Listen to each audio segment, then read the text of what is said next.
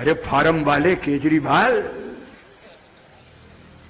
तेरा फार्म इस बार जनता ऐसा बिगाड़ेगी कि प्रो फार्म ही बिगड़ जाएगा।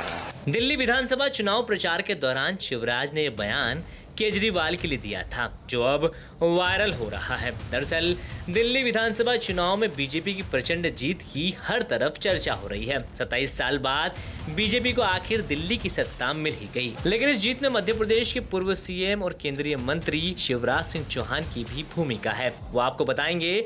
लेकिन दिल्ली जीत के बाद शिवराज ने आम आदमी पार्टी की हार पर चुटकी ले ली है। उन्होंने अपने सोशल मीडिया साइट एक्स पर ट्वीट करते हुए लिखा कि आज दिल्ली आपदा मुक्त हो गई। दिल्ली की जनता को बधाई। यह जीत मोदी जी के प्रति जनता के विश्वास की जीत है। विकसित भारत के लिए विकसित दिल्ली बनाने के संकल्प की जीत है। यह जीत भारतीय जनता पार्टी के प्रति जनता के प्रेम और स्नेह की जीत है। आज जनता ने झूठ और नौटंकी की राजनीति का अंत कर दिया। आपदा सरकार में सबसे ज्यादा परेशान दिल्ली के किसान थे। अब किसानों को केंद्र सरकार की सारी योजनाओं का लाभ भी मिलेगा।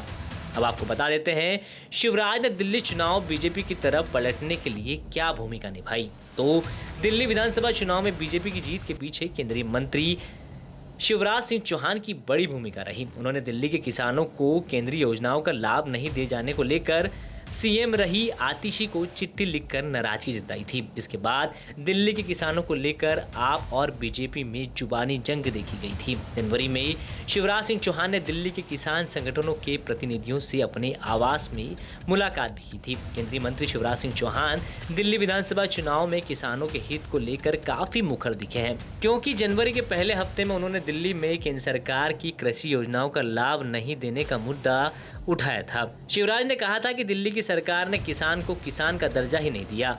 दिल्ली सरकार किसानों को कोई सुविधा दे ही नहीं रही।